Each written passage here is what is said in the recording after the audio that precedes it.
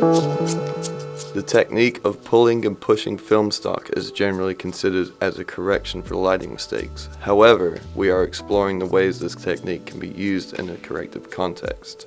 By increasing the ND filters and pushing and pulling the footage on the lab, we will attempt to recreate the same light levels and study the differences.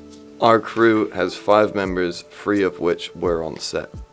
Our plan was to shoot 4 versions of the same scene using 3 focal lengths per version. The first would use no ND filter, the second ND3, the third ND6, and the fourth ND9. We would light the scene to be perfectly exposed for ND3, then ask the lab to pull the first section down 1 stop. Develop the second neutrally, then push the third and fourth, 1 and 2 stops up respectively. Apart from this, we would keep all other variables as similar as possible. The aim is to develop the differently exposed footage in a way that looks as close to the properly exposed footage as possible. We'd shoot each exposure level using 35mm, 50mm, and 85mm focal lengths, 30 seconds per take. We would take the T-stop at 5.6, ISO at 100, and 25 frames per second. With the camera on a tripod, I'll move from the entire shoot. The film stock will be 200T and sent to Kodak London with specific instructions on how to develop it and the camera log.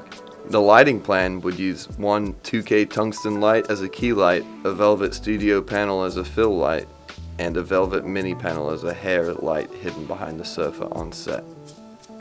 The set would be 2 pink wallpaper walls, a sofa, a side table, and a chair, as well as a colorfully dressed subject and a color card. In theory, we would spend 2.5 hours on the entire shoot.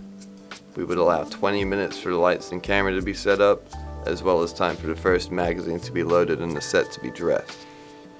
We would then have 10 minutes to shoot our neutral shot. By lighting for the neutral shots first, we could then have an ideal look to work towards the following versions. We then allowed 10 minutes to load the mag, write the camera and exposure logs, and take out the ND filter. We plan to spend 10 minutes on the push 1 and push 2 versions, with 10-minute breaks for loading, camera logs, and ND filter changes. Then, we left 45 minutes for de-rigging, unloading, and camera logging and sanitizing. The hypothesis is, although we were trying to make each shot as similar as possible, we expected to see some dramatic differences.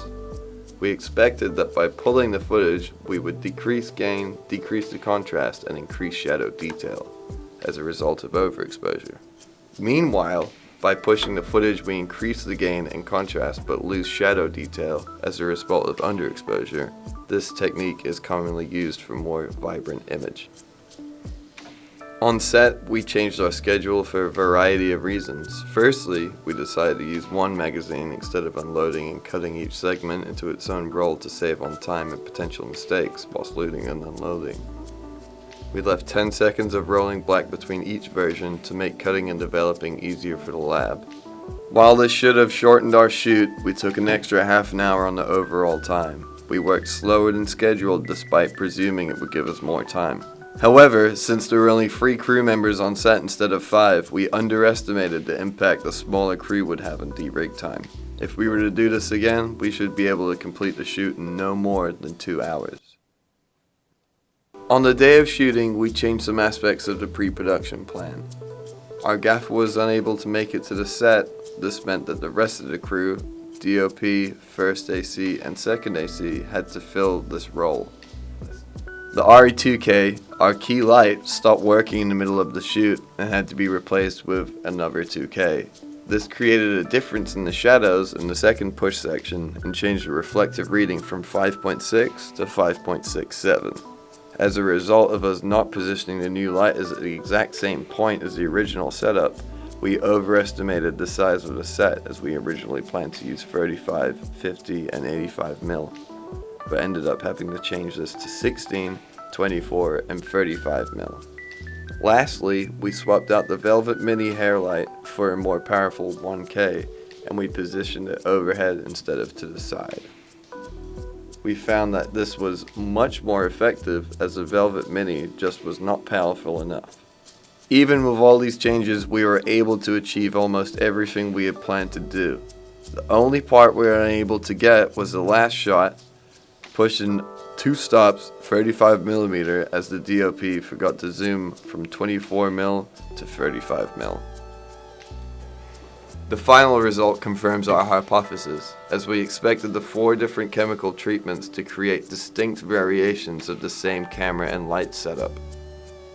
We are able to differentiate between the different techniques, and all of the footage is perfectly usable. The first setup, pull, as we thought, lacks contrast and the highlight detail has been affected by the overexposure. This could be used to create a dreamy look to your footage. The second, neutral, ND3, looks like your average shot. The third, push one stop, ND6, this part had a slight green tint to it. We suspect this was caused by the ND filter we applied. Other than that, it is more contrast than the previous ones. The fourth, push 2 stops, ND9. This is our personal favorite, as it had both more color contrast and lighting contrast. This makes it a much more interesting shot, and the hypothesized increase to the grain is visible, but much less apparent than we expected it to be. The same can also be said for the reset of the differences. Yes, we can see how these 4 techniques have changed the film, but the results were not as dramatic as we first thought. This means that the choice of pushing or pulling your film is more of a convenience than a stylistic one. It will not cause irreversible changes to your stock that cannot be altered in post with all our modern software. If you want to try this out yourself, we would recommend you to have more people on set with distinctive roles and responsibilities. We ended up doing every crew member's job together rather than having specific roles. This caused confusion with what had to be done and what needed to be done, and cost us valuable time. You could also benefit from adhering to a strict schedule. We did have a schedule, but ended up not using it after we decided to not change the magazine between sections of the shoot. As this shifted our entire schedule, in the end made us go over time, as we thought we had more time than we actually did.